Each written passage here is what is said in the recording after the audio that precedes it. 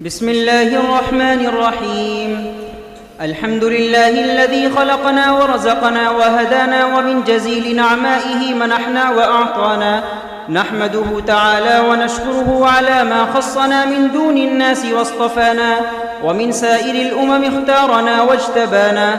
اللهم لا نحصي عليك الثناء أنت كما أثنيت على نفسك بلا امتراء، فأنت اللهم من أدرك العقول والظنون والأوهام وراء الوراء ثم وراء الوراء ثم وراء الوراء. ونشهد أن لا إله إلا الله وحده لا شريك له، ملأ قلوب أهل الإيمان برا ورحمة وحنانا، وأرسل رسوله بالهدى ودين الحق تفضلا منه وامتنانا. ونشهد أن نبينا وحبيبنا وإمامنا وقدوتنا محمدًا عبد الله ورسوله، أشرف المرسلين رسالة وأفضل البشرية إنسانا، أنزل الله تعالى عليه كتابا وقرآنا، شفاء وموعظة ونورا وفرقانا، وهدى للناس ورحمة وبيانا. اللهم صل وسلم وبارك عليه كلما ذكره الذاكرون وغفل عن ذكره الغافلون، وصل عليه في الأولين والآخرين أكثر وأفضل وأزكى ما صليت على أحد من خلقك. وأحينا اللهم على سنته وأمتنا على ملته، واحشرنا في زمرته مع الذين أنعمت عليهم من النبيين والصديقين والشهداء والصالحين، وحسن أولئك رفيقا. وعلى آله الطيبين الطاهرين وأصحابه النصحاء الذين كانوا بنعمة الله إخوانا، وعلى البر والخير أنصارا وأعوانا، وعلى جميع العلماء الربانيين الذين دعموا الدين حجة وبرهانا، خصوصا على الفقهاء والمحدثين الذين حفظوا حمى الشريعة عن تحريف الغالين وانتحال المبطلين وتأويل الجاهلين، فنالوا عزة وسلطانا. ونسأل الله تعالى أن نكون ممن تبعهم بإحسان لنحقق بإذن الله تعالى صلاح ديننا ودنيانا. أما بعد، فإن أصدق الحديث كتاب الله تعالى، وأحسن الهدي هدي سيدنا ومولانا محمد صلى الله عليه وسلم، وخير الأمور عوازمها، وشر الأمور محدثاتها، وكل محدثة بدعة، وكل بدعة ضلالة، وكل ضلالة في النار.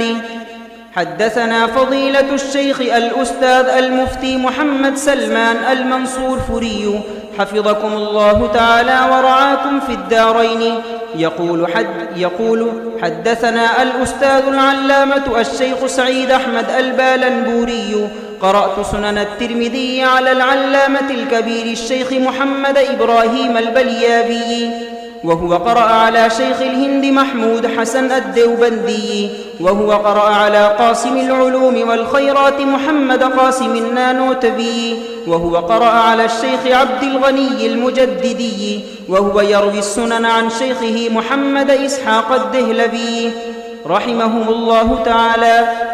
قال الشيخ المكرم المفخم المشتهر بين الآفاق المرحوم المغفور مولانا محمد إسحاق رحمه الله تعالى: حصل للإجازة والقراءة والسماعة من الشيخ الأجل والحبر الأبجل الذي فاق بين الأقران بالتمييز عن الشيخ عبد العزيز، وحصل له الإجازة والقراءة والسماعة عن والده الشيخ ولي الله بن الشيخ عبد الرحيم الدهلبي.